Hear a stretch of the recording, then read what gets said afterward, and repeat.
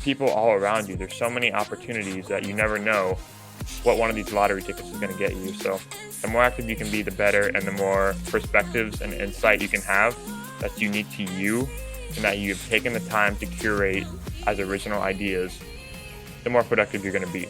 So, and that's what this is all about, is spending your time on LinkedIn productively.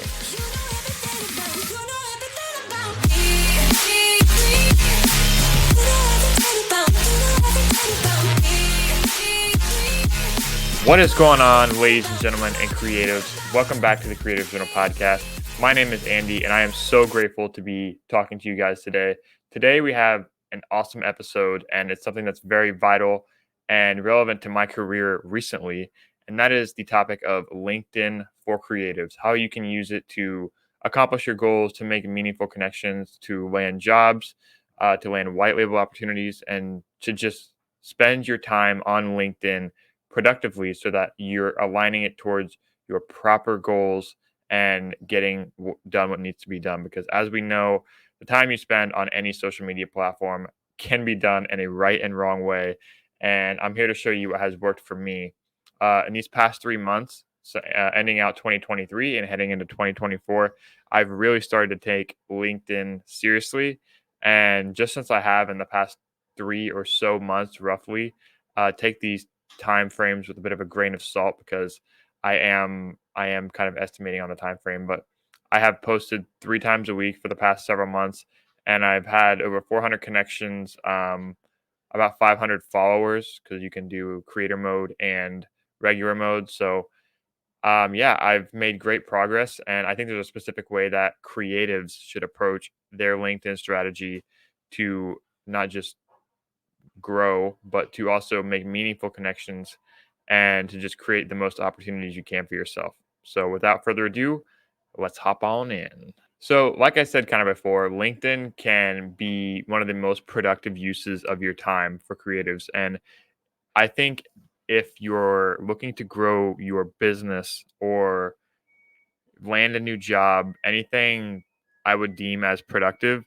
then LinkedIn is going to be the best place for you to spend your time on social media. And I've seen this come to fruition in just the last few months. Like, admittedly, I think creatives are all introverted, and we have a lot of issues kind of around sharing our own work and putting ourselves out there. But if you can orient your time on social media, on LinkedIn specifically, to wanting to accomplish some of these goals, and we have a lot we're going to cover today. I want to cover productive commenting and posting, how to be bold with your messages but insightful with your posts, how to make crafted messages that are easy. And the whole premise of some of this episodes that we're going to talk about is that you don't want to be spending all your time on LinkedIn. So how do we maximize our time that is so it's spent effectively, but it's also aligning towards our goals of growing opportunities and making meaningful connections? We're going to talk about how you can utilize company features, so how you should make a company page for your freelance design business.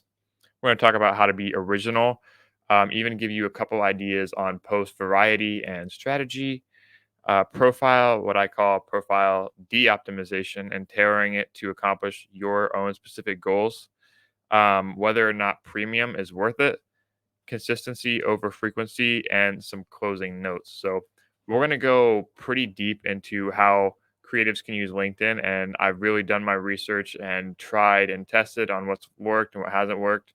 And for the most part, I've just been having fun on LinkedIn. Like, I think in comparison to any other social media platform, it truly stands on its own.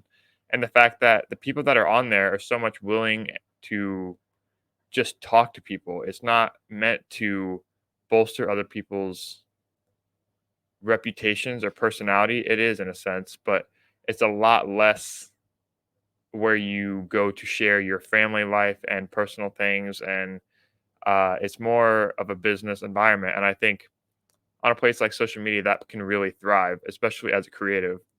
So the first topic we're going to cover today is so the first topic we're going to cover today is productive commenting and how that compares to posting. So on a platform like LinkedIn, especially as a creative, commenting is your best friend, but you don't want to just do any type of commenting. You want to do productive commenting. And there is a huge difference here. So I'll give you an example of an unproductive comment as a creative trying to make connections on LinkedIn. And that would be great work, exclamation point, great project, exclamation point, et cetera, et cetera. 2 or 3 word responses are not productive comments, but they're easy. So you can crank through a bunch of these and they don't show that you actually engage with the post. They don't show that you took any value from it. And I mean, they're just better than nothing, that's for sure. But if you come across a creative studio that you're following or a white label client that you want to hope to work with, these aren't going to be any value to you. So, what makes for a productive comment?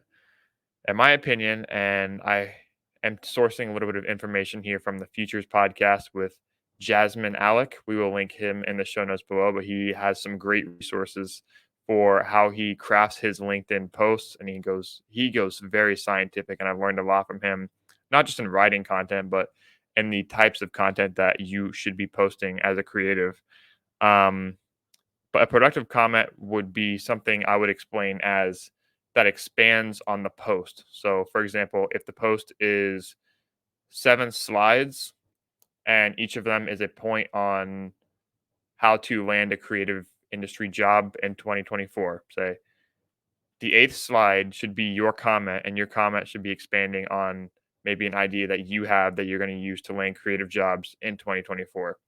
That would be a productive comment. And my advice to be is when you comment on someone's post that you want to interact with, that you want to connect with, always tag them in the post because that's kind of a double whammy. You know they're going to see it, and if they like it, odds are they're definitely going to respond. So productive comments are comments that expand on the post, they add humor or unique insight, and always tag the person.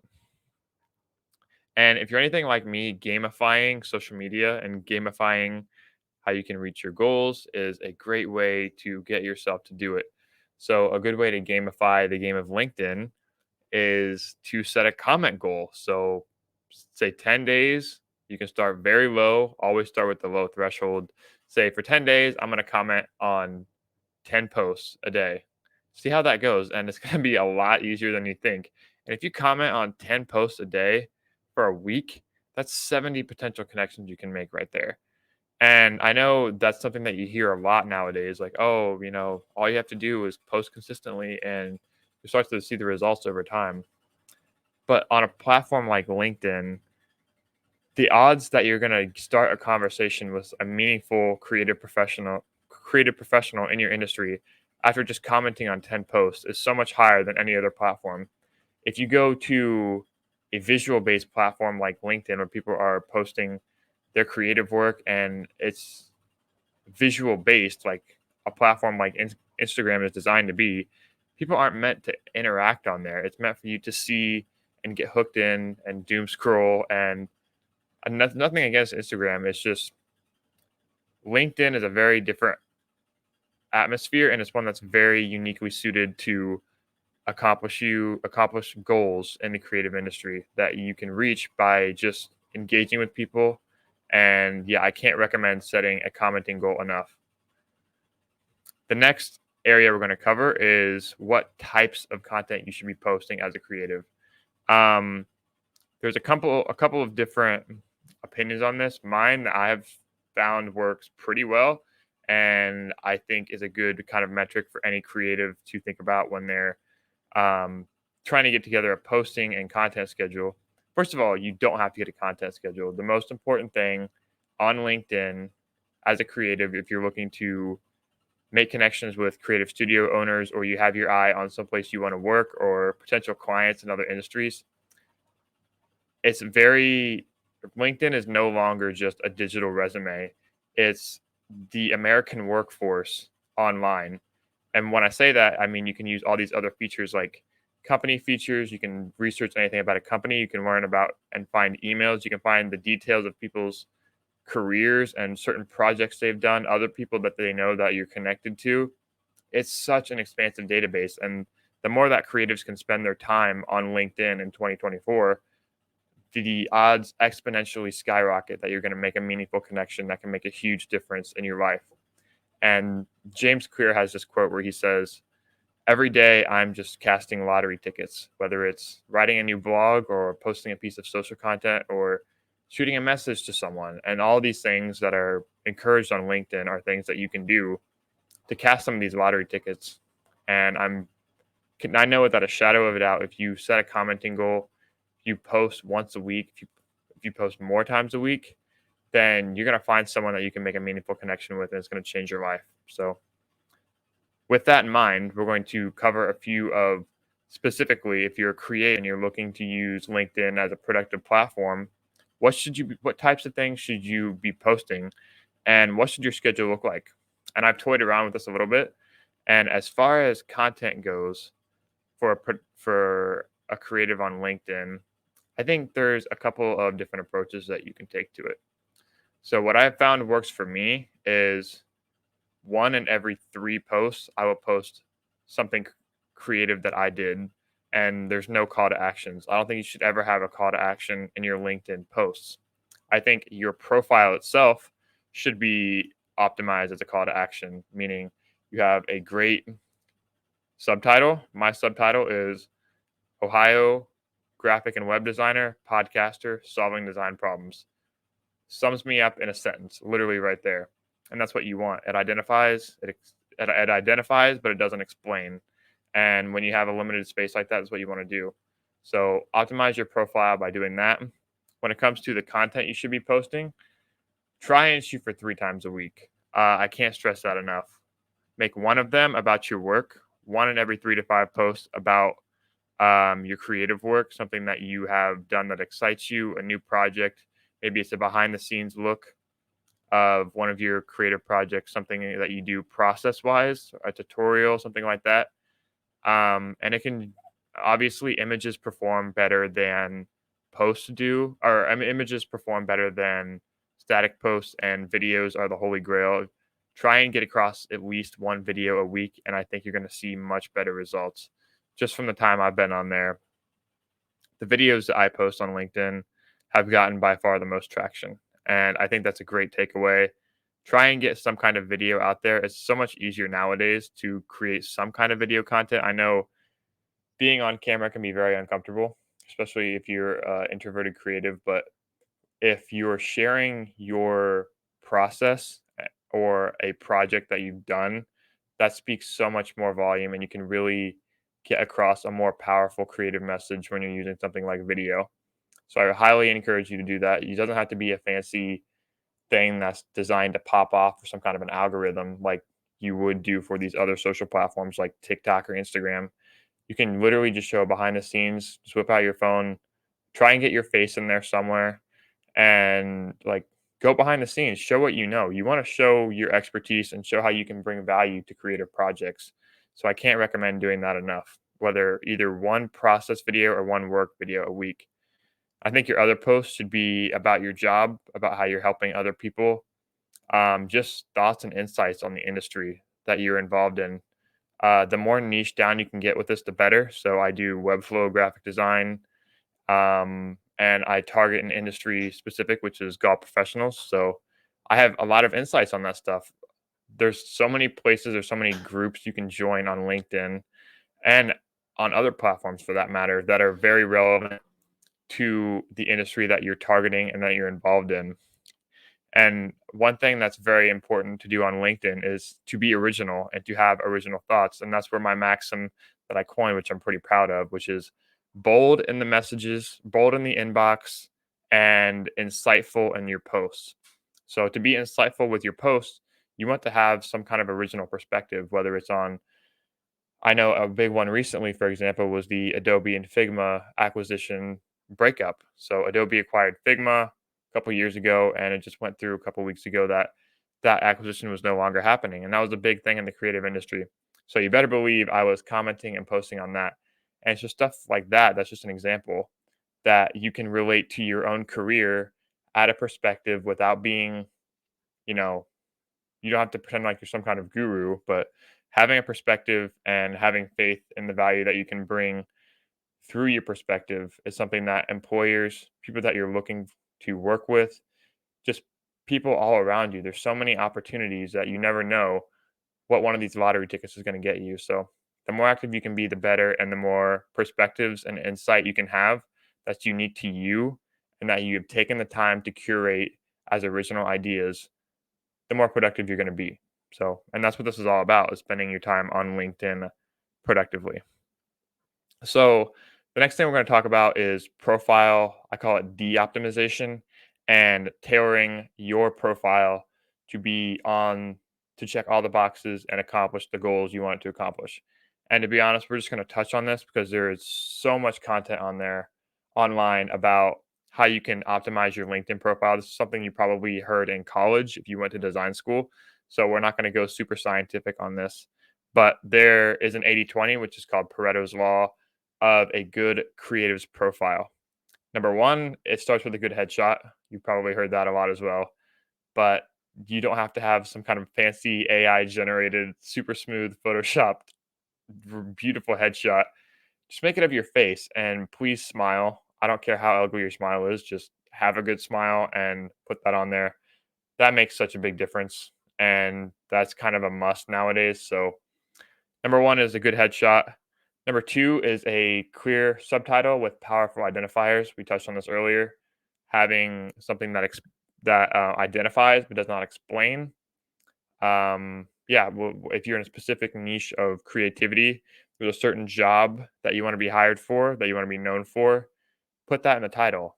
If there's a certain characteristic or trait that you embody that you want to be part of your brand, put that in the title. Put what you do and who you are, but don't go on all day. There's some there's some LinkedIn subtitles that are ridiculously long, and you'll see it's even like 20 to 30, even 40 words.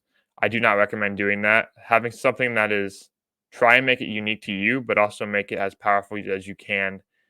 And I would say no more than 10 or 15 words. So use this space effectively. And yeah, that's number two. Number three is to keep an up to date job history. You don't have to go super in depth on each segment and each time frame of your career in every position that you've held. And to be honest with you, this should be easy. It doesn't take that long.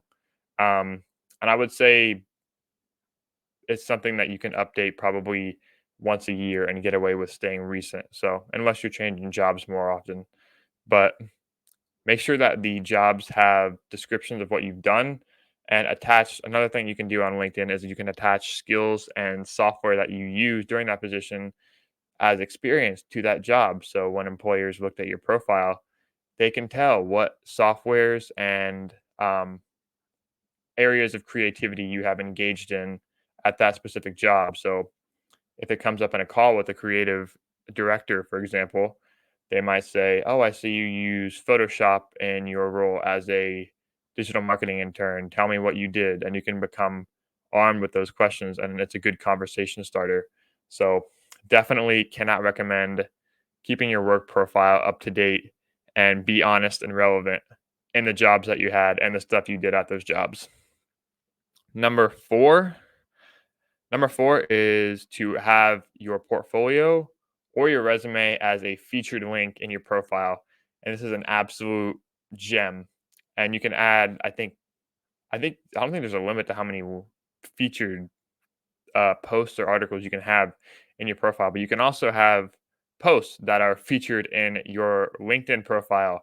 And as a creative, this is awesome because say you make a demo reel of all your projects from 2023, all you have to do is post that to your featured section, and boom, a recruiter or a creative director or an agency owner or just someone or any type of influential person in the creative industry, excuse me, can see your projects right at the top of your profile. And it's that easy. It's that easy. So I can't optimize for that enough. Can't recommend that enough. Always have either your portfolio or featured work in the feature or your most prominent work in the featured section of your profile on LinkedIn. And the last thing is the bio descriptions. And there's a lot of kind of back and forth on this. And if you looked on LinkedIn at creative profiles, you can see a varying difference in what certain people have and what certain people recommend or do. I would recommend you keep it simple. Mine is only 3 or 4 paragraphs, brief synopsis of my experience, the problems I solved, and who I solved them for. So, kind of a business mission statement combined with your job history. Make it simple and entertaining and easy to read. And that should check all the boxes because, to be honest with you, it may have something to do with some of our attention spans nowadays, but many people aren't going to be going to your profile and reading a multi-paragraph bio when they have all these shiny objects like your featured section and your header, your banner, all these other recommendations. I found it very rare that creative directors or job seekers will go on your profile and actually read your bio. So, not saying it's not important, but have a bio that is informatory and will tell everything about your career, but don't go on for pages and pages. Another topic I want to touch on is LinkedIn Premium and if it is worth it. So, for those of you who don't know, LinkedIn Premium is, I think, $20 a month if you pay for a year in advance. So, I've paid for it for the past 2 years now. I've only been really active, like I said, for the last 3 months. So, I've only gotten the full benefit of that as of recent. And I can tell you 100% it is worth it. If you're planning to take LinkedIn seriously to any capacity, I cannot recommend getting LinkedIn Premium enough. Um, you can write it off as a tax purchase, as a tax write off. If you're currently working at a job, what you can actually do, and what I will do when I get hired, is to go to my HR department and have it and may ask if it can be a write off on my salary. So a lot of companies will actually pay for LinkedIn Premium if you're using it for productive company purposes. So make sure that's a little hack. If you work somewhere full time and you're using LinkedIn Premium and you have your company in your bio, say, hey, look, I'm representing you guys well. I'm being active on LinkedIn. I'm engaging with other professionals in our industry. Can you foot the bill for this LinkedIn Premium that I'm using to grow our business and grow my skill set? And I think it's a great investment. And I think a lot more people are willing to do that than you might think. So LinkedIn Premium is 100% worth it. For those of you who don't know, it comes with a lot of features like you can send messages to people that you haven't connected with, which can be very powerful. And when it comes to connecting versus following on LinkedIn, you cannot message if you don't have premium, you can't message people that haven't connected with you back. So from a cold outreach standpoint, it kind of limits your opportunities. And that's a big one because, like I said, you want to be bold with your messages in the inbox. And I'm going to give you a script of an example that I use with a lot of creative directors and creative professionals that I just want to talk to and learn from here in a little bit. But if you don't have the opportunity to even send them a message to even get in their inbox, then it's going to be really hard to make a creative impact and spend your time on LinkedIn in the way that you want. Um, and then one of the last things I want to touch on is, like I just said, your a specific script or a strategy that you can use when you're reaching out to a creative director. So let's pitch you guys a hypothetical situation. Say you're creative and you're looking to make connections, and there's a lot of creative agencies and studios that do great work. Maybe you haven't gone in and saw the place personally, maybe you have, but you've seen them on social media. They have a great social media presence. You engage with their work. Maybe you know someone that works there. If you do, always reach out to them first. But say you have your eyes on the studio that's maybe very attached to an industry that you love. You're just interested. You want to learn more. So you go to their company page. That's step one. And we're going to get pretty granular with this because it's something I've done a lot lately and has made a big impact on my creative career personally. Is when you find a studio that you have interest or some kind of intrigue in working for, go to their company page. Go down a little bit and go to a tab that says people, and you can scroll through all the people that work at that company. And odds are you probably have a mutual connection with one of them. And when you make a connection request, I would always recommend, and this is a big hack that I probably should have mentioned earlier, but something that you should always do on LinkedIn is I would recommend following someone first for a while, maybe a couple weeks. If it's someone that you really want to make sure you make a good connection with, follow them for a few weeks before connecting with them. And in that time, engage on their posts, comment on their threads, compliment their work. And then when you reach out, kind of like leaning in for the kiss, when you reach out to make that connection, then they already know who you are, and there's so much they're so much more likely to accept that way. Um, if you think the timing is right, it's kind of a feel game, you know. But I would recommend following someone before you go in for the connection request, especially if it's someone that you feel like you only have one shot with. So, yep, can't recommend that enough. And when you're on company pages, then you can scroll through all the people that work there, and that's free reign to send messages to as many people as you want. Now, what should you be sending in a message for a studio or agency or creative job, create someone that works at a creative company that you want to work for? What should that look like? And first of all, never do cold pray and spray. That is the biggest lesson I want you to take away from cold outreach on LinkedIn. It's to never do pray and spray email, because if you send, I guarantee you, if you're listening and you're creative, I guarantee you that if you send the same LinkedIn message to two different people in that company, it's exactly the same, and maybe all you swapped out was a name or something like that, those people are going to get it, and they're going to talk about you, okay? Because you just sent the same message to two people who probably see each other every day. So don't do that, okay? Don't do that. I'm sorry, just don't do that. Tailor each message, and LinkedIn messages, when you send a connection request, it allows you to um, attach a note with it, and that is the best time to send the message. If you have premium, you don't need to have a connection note. You don't have to be connected to have a note request. But when you connect with someone, you're allowed to send a note, and always add a note. And that should be your first outreach to them via messages. And that only allows you 140 characters. So of something that has worked for me, say if it's a creative director that I look up to and maybe want to work for or work with, say, and I've had very good success with this, is just be honest. Say, hi, my name's Andy. Love your guys' studio. You guys do great work. I'm a young creative. I'm always looking to make connections and surround my profile with people that I look up to. Would love to keep following you and learn more about your journey. And that's it. And if they respond to that message, and they'll obviously accept your connection request because you've been engaging with their post, you've been following them, they know who you are, right?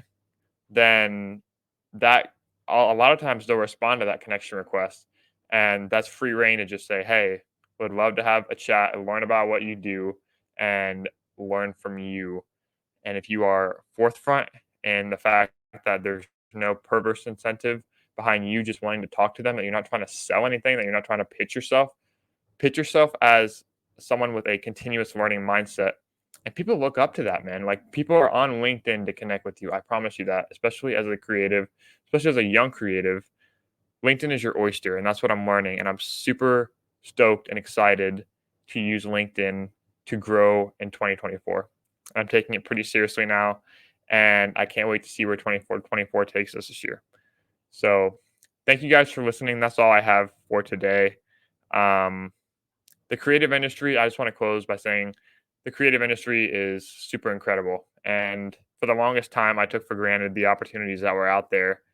Um, because as creatives, it's so easy to get caught up in your own work. And if you don't document, you don't share, you don't update, then you're just leaving so much on the table in terms of the fulfillment that you can get out of your creative work and creative career. I found just recently, just since starting to talk about my work and sharing my journey, having the podcast, giving me content, sharing the projects I've done over the years, over the past several weeks, building a meaningful presence on LinkedIn, just talking about the stuff that you have going on gets you so much more excited to pursue it in the future. And that's why LinkedIn is a great place for creatives. There are business, it aligns with your business goals, it aligns with your career goals, and it aligns with your personal fulfillment goals, because you can just share what you have going on with other people who are usually genuine, are on the platform to connect with others just like you are. And yeah, like I said, I'm just very bullish on LinkedIn. I think as a creative, you can take some of these strategies, and 2024 can be your most impactful and meaningful creative year yet if you use these strategies. So that's all I got for today. Thank you guys so much for watching. This episode is brought to you by my essential reading Notion database for creatives and new business owners. This is all the best books on business and creativity that I have read in my entire life. I've read over 100 books in the past several years on entrepreneurship, creativity. And so I went in and I took notes and I made a Notion database with the difficulty where you can filter by category, genre, author, difficulty, page number, and there's also embedded links inside where you can go and download it at the cheapest price on Amazon. So yeah, I put that together for you guys, totally free download. The link will be in the show notes and in the description. And yeah, thank you guys for watching this episode of the Creative Journal Podcast, and I will see you guys next time. Thank you for tuning in to entry number 23 of the Creative Journal Podcast. If you guys are getting value from this episode and you're getting value from all of our past episodes, please just give me a quick thank you by leaving a review or a like on whichever platform you're listening to. That literally helps so much, and I can't wait to keep pumping out helpful content for young creatives like ourselves and growing the platform. If you guys want to see the show notes for this episode, head over to mmgdesign.net/podcast/entry 023.